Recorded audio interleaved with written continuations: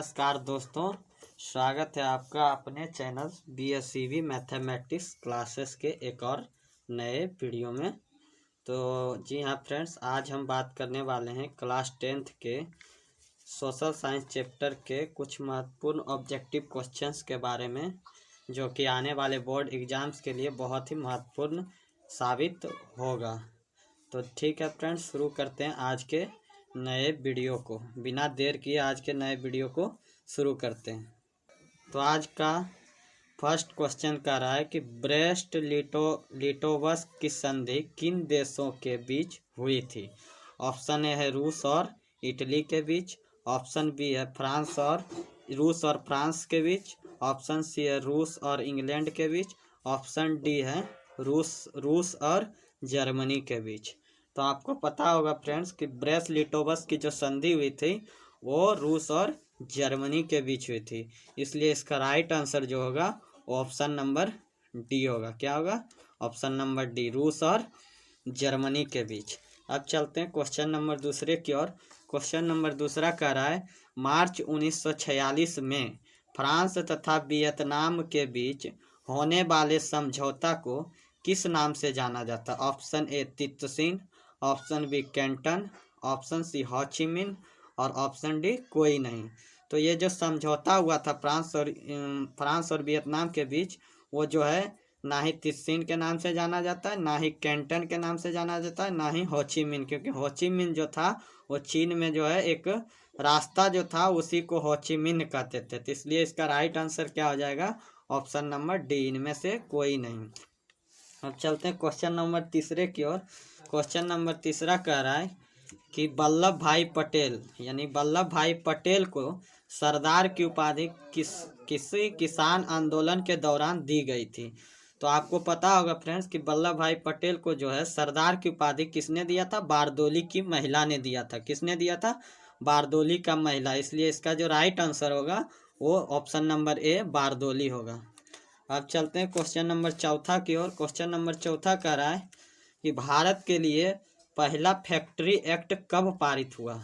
Option A 1838, option B 1858, option C 1881 और option D 1911। तो पहला फैक्ट्री एक्ट जो लागू हुआ था वो 1881 ईस्वी में लागू हुआ था, इसलिए इसका जो राइट आंसर होगा वो ऑप्शन नंबर कौन होगा? सी होगा, 1881 ईस्वी। अब चलते हैं क्वेश्चन नंबर 5 की ओर। 5 नंबर क्वेश्चन कह रहा है कि पूर्ण स्वराज की मांग का प्रस्ताव कांग्रेस के किस वार्षिक अधिवेशन में पारित हुआ। ऑप्शन ए 1929 लाहौर अधिवेशन, ऑप्शन बी 1933 कोलकाता अधिवेशन, ऑप्शन सी 1931 कराची अधिवेशन, ऑप्शन डी 1924 बेलगांव अधिवेशन। तो आपको पता होगा फ्रेंड्स कि पूर्ण स्वराज की जो मांग थी उसका प्रस्ताव कांग्रेस के लाहौर अधिवेशन 1929 में रखा गया था। तो इसका राइट आंसर क्या हो जाएगा? ऑप्शन ए होगा, 1929 लाहौर अधिवेशन। अब चलते हैं क्वेश्चन नंबर छठा की ओर। क्वेश्चन नंबर छठा कह रहा है कि आधुनिक युग में अर्थव्यवस्था के क्षेत्र में होने वाली सबसे बड़ी क्रांति कौन सी थी। ऑप्शन ए वाणिज्यिक क्रांति, ऑप्शन बी औद्योगिक क्रांति, ऑप्शन सी साम्यवादी क्रांति, ऑप्शन डी भौगोलिक क्रांति। तो आपको पता होगा फ्रेंड्स कि जो है ये आधुनिक युग में जो है वो सबसे बड़ा क्रांति कौन था? औद्योगिक क्रांति था। औद्योगिक क्रांति जो था वो सबसे बड़ा क्रांति था आधुनिक युग का। क्वेश्चन नंबर 6 की ओर चलते हैं फ्रेंड्स। क्वेश्चन नंबर 6 कह रहा है कि पूंजीपति वर्ग द्वारा किस वर्ग का शोषण सबसे अधिक हुआ। यहाँ सबसे अधिक नहीं है, लेकिन ये जो है किस वर्ग का शोषण हुआ। ऑप्शन ए श्रमिक वर्ग, ऑप्शन बी मध्यम वर्ग, ऑप्शन सी कृषि वर्ग, ऑप्शन डी सभी वर्ग। तो आपको पता होगा फ्रेंड्स कि पूंजीपति जो वर्ग था वो इंग्लैंड का था। तो ये जो है लगभग सभी वर्ग पर अत्याचार किया था, सभी वर्ग पर शोषण किया था, इसलिए इसका जो राइट आंसर होगा ऑप्शन नंबर डी होगा। क्या होगा? ऑप्शन नंबर डी होगा फ्रेंड्स। क्या होगा? Option number D. अब चलते हैं क्वेश्चन नंबर 7वां की ओर। 7वां नंबर क्वेश्चन कह रहा है कि भूमंडलीकरण की शुरुआत किस दशक में हुई। Option A 1990, option B 1960, option C 1970, option D 1980। तो भूमंडलीकरण का जो शुरुआत हुआ था वो 1990 में हुआ था। कि कब हुआ था? 1990 में। अब चलते हैं क्वेश्चन नंबर 8 की ओर। 8 नंबर क्वेश्चन कर रहा है कि गुटेनबर्ग ने सर्वप्रथम किस पुस्तक की छपाई की? ऑप्शन ए कुरान, option B Gita, option C हदीस, ऑप्शन डी बाइबिल। तो आपको पता होगा कि गुटेनबर्ग जो था वो जो है सबसे पहला जो था वो बाइबिल बुक किताब का जो है छपाई की थी। इसलिए इसका राइट आंसर क्या होगा? ऑप्शन नंबर डी होगा इसका राइट आंसर। अब चलते हैं 9 नंबर क्वेश्चन की ओर। 9 नंबर क्वेश्चन का रहा है कि विश्व में सर्वप्रथम मुद्रण की शुरुआत कहाँ हुई? Option A Bharat, option B Japan, option C चीन, ऑप्शन डी अमेरिका। तो सबसे पहले जो मुद्रण की शुरुआत हुआ फ्रेंड्स, यानी कि पैसा जो है, नोट जो है, किस देश में छपाना स्टार्ट हुआ था? वो हुआ था चीन में। कहाँ हुआ था? चीन में। अब यहाँ पे और एक क्वेश्चन बनता है फ्रेंड्स कि जो पूछेगा कि मतलब कि यूपीएससी सिविल परीक्षा जो है वो जो परीक्षा का शुरुआत भी किस देश में हुआ? तो चीन मारना है। कौन से देश में? चीन में मारना है। ठीक है फ्रेंड्स। अब चलते हैं 10 नंबर क्वेश्चन की ओर। क्वेश्चन नंबर 10 का रहा है कि बिहार में अति जल दोहन से भूमिगत जल में किस तत्व का संकेंद्रण बढ़ा है? Option A fluoride, option B chloride, option C arsenic, option D लोहा। तो इसमें पता होगा फ्रेंड्स कि जल दोहन से जो है सबसे ज़्यादा मात्रा में अभी जो है वो आर्सेनिक तत्व जो है वो बढ़ गया है। इसलिए इसका राइट आंसर क्या होगा? ऑप्शन सी होगा। क्या होगा? सी आर्सेनिक। अब चलते हैं 11 नंबर क्वेश्चन की ओर। क्वेश्चन नंबर 11 कह रहा है कि एल्युमिनियम बनाने के लिए किस खनिज की आवश्यकता पड़ती है? यानी एल्युमिनियम का खनिज के बारे में पूछ रहा है, अयस्क के बारे में। ऑप्शन ए है manganese, option B tin, option C लोहा, ऑप्शन डी कोरंडम। तो आपको पता होगा फ्रेंड्स कि एल्युमिनियम का जो है 2 अयस्क मुख्यतः जो है उपयोग किया जाता है एल्युमिनियम बनाने में। तो कौन कौन? तो एक होता है बॉक्साइट और दूसरा होता है कोरंडम। तो बॉक्साइट जो है इस ऑप्शन में नहीं है, इसलिए इसका जो है आंसर डी होगा। क्या होगा? D corundum. ठीक है फ्रेंड्स। अब चलते हैं 12 नंबर क्वेश्चन की ओर। 12 नंबर क्वेश्चन कह रहा है कि बिहार में कितने प्रतिशत भौगोलिक क्षेत्र में वन का फैलाव है? Option A 15%, option B 20%, option C 10%, option D 7%। तो कितना परसेंट है भौगोलिक क्षेत्र में वन का विकास? कितना परसेंट है बिहार में? 7%। कितना है? 7%। इसलिए इसका right answer option number D होगा। अब चलते क्वेश्चन नंबर 13 की ओर। क्वेश्चन नंबर 13 कह रहा है कि भारत के किस राज्य में सौर ऊर्जा का विकास सर्वाधिक संभावना है? सौर ऊर्जा का विकास जो है का सर्वाधिक संभावना है किस राज्य में है? Option A Assam, option B Arunachal Pradesh, option C Rajasthan, option D none. तो सबसे अधिक विकास सौर ऊर्जा का जो है वो सबसे अधिक संभावना किसमें? राजस्थान राज्य में। किसमें? राजस्थान में। भारत के किस राज्य में? राजस्थान।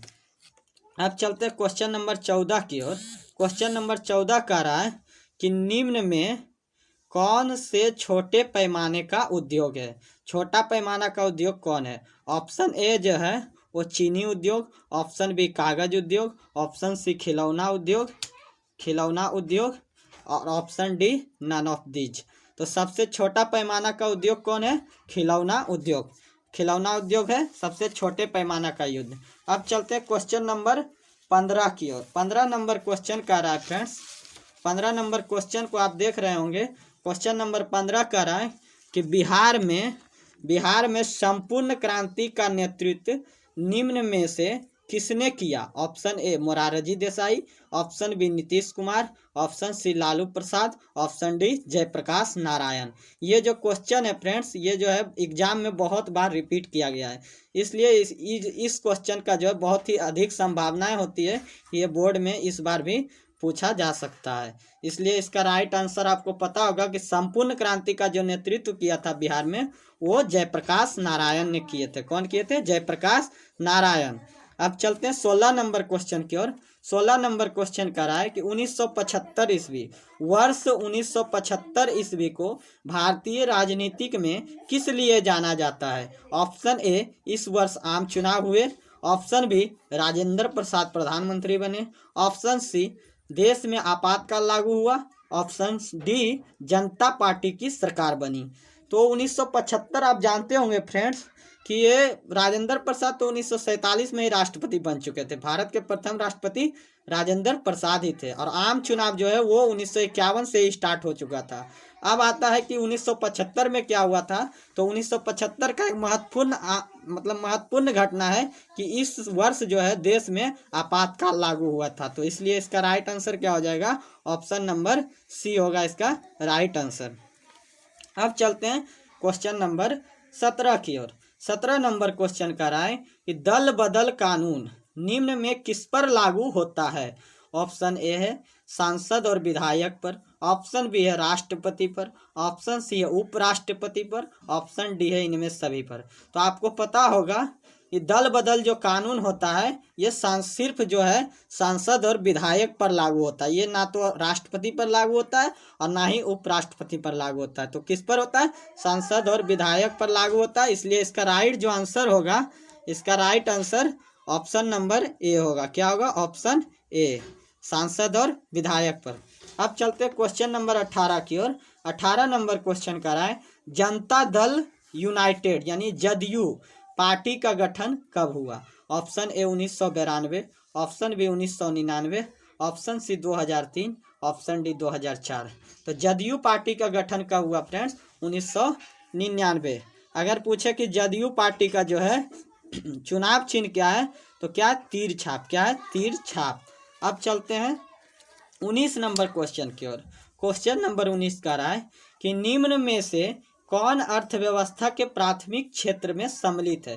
ऑप्शन ए सेवा क्षेत्र, ऑप्शन बी कृषि क्षेत्र, ऑप्शन सी औद्योगिक क्षेत्र, ऑप्शन डी सभी। तो अर्थव्यवस्था के प्राथमिक क्षेत्र जो होता है वो क्या होता है, आप पढ़े होंगे कि प्राथमिक क्षेत्र जो है कृषि क्षेत्र को कहा जाता है और द्वितीयक क्षेत्र जो कहा जाता है वो औद्योगिक क्षेत्र को कहा जाता है और तृतीयक क्षेत्र जो कहा जाता है वो सेवा क्षेत्र को कहा जाता है। इसलिए इसका राइट आंसर यहाँ पूछ रहा है क्वेश्चन में प्राथमिक क्षेत्र। तो प्राथमिक क्षेत्र जो है किसको कहा जाता है, कृषि क्षेत्र को कहा जाता है। इसलिए इसका राइट आंसर ऑप्शन बी होगा। अब चलते हैं क्वेश्चन नंबर 20 की ओर। 20 नंबर क्वेश्चन का रहा है कि जिन देशों के प्रति व्यक्ति आय अधिक होती है वह देश कहलाता है। ऑप्शन ए अविकसित, ऑप्शन बी विकसित, ऑप्शन सी अर्धविकसित, option D none of these. तो आपको पता होगा फ्रेंड्स कि जिसका प्रति व्यक्ति आय होगा अधिक होगा वो देश तो अधिक ने विकासशील यानी विकसित होगा। इसलिए इसका राइट आंसर क्या चीज होगा, ऑप्शन नंबर बी विकसित। अब चलते हैं 21 नंबर क्वेश्चन की ओर। 21 नंबर क्वेश्चन का रहा है कि बिहार के किस जिला के प्रति व्यक्ति आय सर्वाधिक है। Option A Nalanda, option B Gaya, option C Patna, option D Jamui. तो किस जिला के प्रति व्यक्ति आय अधिक है, तो ये भी क्वेश्चन जो है बहुत बार बोर्ड एग्जाम में पूछा गया है। इसलिए इसका संभावना भी है कि ये पूछ सकता है। तो आपको पता होगा कि सबसे अधिक जो प्रति व्यक्ति आय है वो पटना जिला का है। किसका है, पटना जिला का। अब चलते हैं क्वेश्चन नंबर 22 की ओर। 22 नंबर क्वेश्चन का रहा है 22 नंबर क्वेश्चन का रहा है कि भारत का केंद्रीय बैंक कौन सा है। Option A reserve bank of India, option B state bank of India, option C क्षेत्रीय ग्रामीण bank, option D Punjab national bank. तो आपको पता होगा कि सबसे बैंक जो है बड़ा भारत का कौन सा है, रिजर्व बैंक ऑफ इंडिया। भले ही शाखा सबसे अधिक भारत में पूछेगा तो स्टेट बैंक मारना है, लेकिन अगर केंद्रीय बैंक की बात किया जाए जो सब बैंकों का जो सबसे एक ये होता है हेड ब्रांच, वो कौन सा है, रिजर्व बैंक ऑफ इंडिया, जो कि नोट की छपाई करता है। अब चलते हैं क्वेश्चन नंबर 23 की ओर। 23 नंबर क्वेश्चन कह रहा है 23 नंबर क्वेश्चन को आप देख रहे होंगे, कह रहा है कि इनमें कौन बहुराष्ट्रीय कंपनी है। Option A Ford motors, option B Samsung, option C Coca Cola और ऑप्शन डी इनमें सभी। तो बहुराष्ट्रीय कंपनी जो है फ्रेंड्स वो कौन है, कोको कोला भी है, सैमसंग भी है और फोर्ड मोटर्स भी है। इसलिए इसका राइट आंसर जो होगा ऑप्शन डी इनमें सभी होगा। क्या होगा, इनमें सभी। अब चलते हैं क्वेश्चन नंबर 24 की ओर।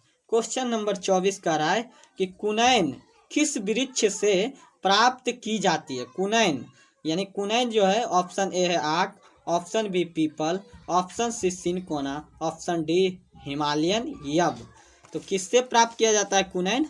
तो कुनैन प्राप्त किया जाता है सिनकोना से। किससे प्राप्त किया जाता है? सिनकोना से। इसलिए इसका राइट आंसर सी होगा। अब चलते हैं 25 नंबर क्वेश्चन की ओर। 25 नंबर क्वेश्चन कह रहा है कि बांध परियोजना कब प्रारंभ हुआ? Option A 1972, option B 1973, option C 1974 और ऑप्शन डी 1975। तो बांध परियोजना जो है वो ऑप्शन नंबर बी 1973 में शुरुआत हुआ था। कब हुआ था? 1973 में। अब चलते हैं क्वेश्चन नंबर 26 की ओर। 26 नंबर क्वेश्चन को आप देख रहे होंगे। कह रहा है कि पूर्वोत्तर राज्यों के 188 आदिवासी जिला में देश के कुल क्षेत्र का कितना प्रतिशत है?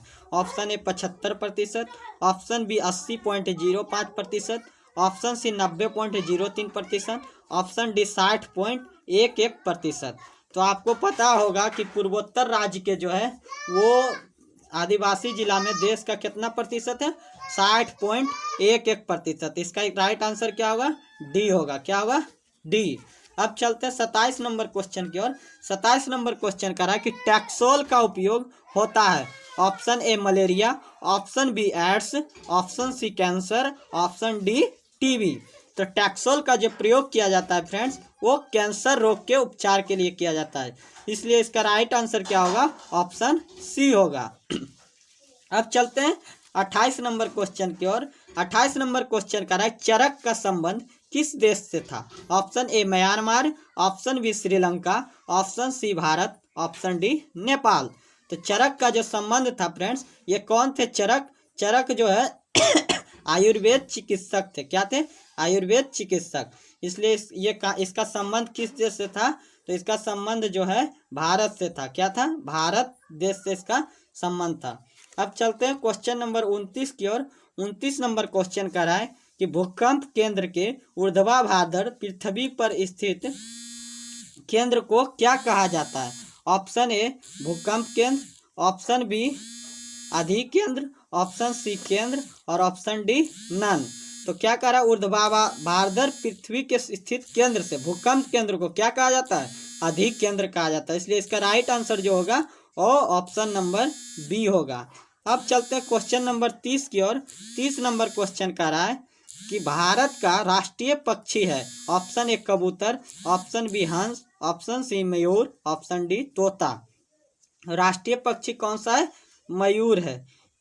हमारा राष्ट्रीय पक्षी भारत का क्या है? मयूर। ठीक है फ्रेंड्स, आज का हमारा 30 क्वेश्चन जो है समाप्त हुआ। इसमें आप कितना स्कोर कर पाए इसका जवाब आप कमेंट सेक्शन में दें। और इसमें जो है कुछ फ्रेंड्स जो है मेरे वो कमेंट में अपना जो है रिप्लाई दे रहे हैं, कमेंट कर रहे हैं। तो इससे हमें बहुत ही सुंदर फीलिंग हो रहा है कि और इसी तरह आप अपने प्यार और सपोर्ट बनाइए रखिए, जिससे कि हम आगे का वीडियो को और बेहतर बना सकें। और अगर आप हमारे चैनल पे नए हैं तो चैनल्स को सब्सक्राइब कीजिए, लाइक कीजिए, कमेंट कीजिए और अपने फ्रेंड्स के पास शेयर कीजिए, जिससे कि आने वाले एग्ज़ाम की तैयारी आपके फ्रेंड्स भी बहुत ही अच्छी तरीके से कर सकते हैं। तो मिलते हैं फ्रेंड्स अगले वीडियो में, तब तक के लिए बाय।